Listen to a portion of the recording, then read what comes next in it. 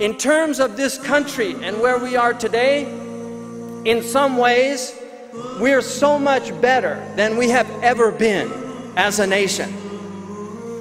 Let me give you one example. African Americans, most of the African Americans in the United States today have ancestors that were brought to this country in chains.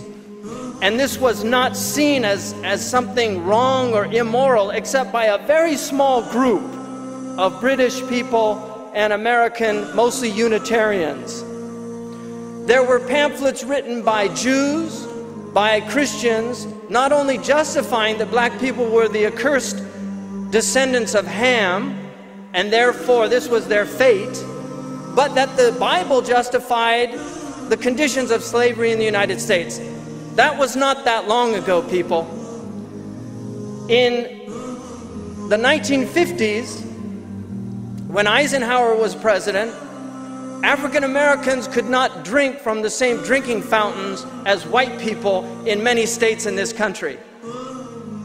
It's hard for people here to imagine that, but there are people here that are alive today that don't know the history of this country. That's not old history, it's recent history.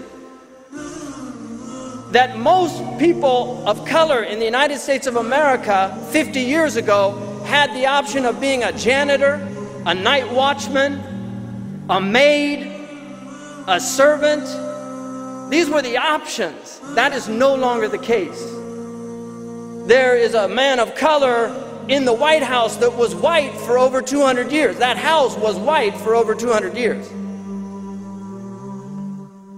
So things have changed. To deny that change in this country, those positive changes, is to deny an aspect of America that is very important. So from that perspective, things are much better.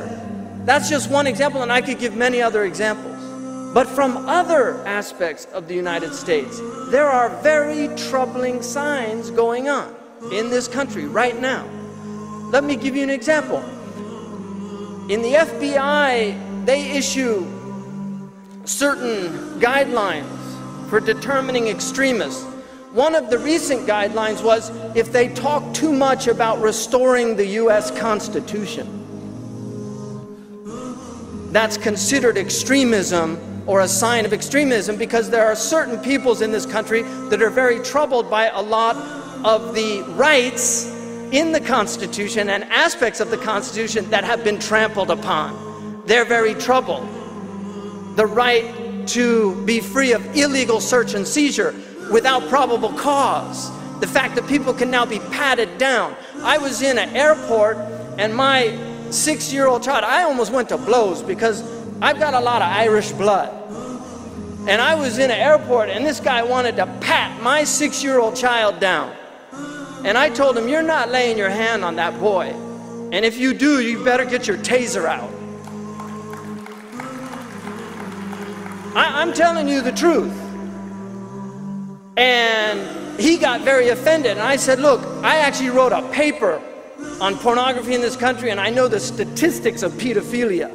And I'm not accusing you, but I don't know you. You are a stranger. And when I was a kid, my mother told me, watch out for strangers.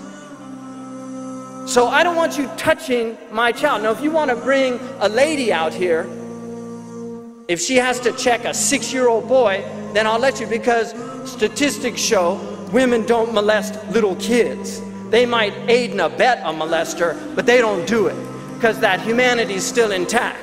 For me, that is a complete, gross, and egregious trampling of my right as a parent to protect my child.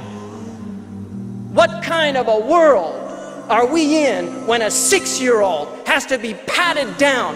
What kind of experience is that for a 6-year-old child? People don't think about these things, but this is the world they're growing up in. When I was a young boy, the whole family went to the gate in the airport. That was the America we grew up in. You went to the gate to see your family off. There was no, you didn't have to stand in front of a machine that was going to basically undress you for some stranger to look at you.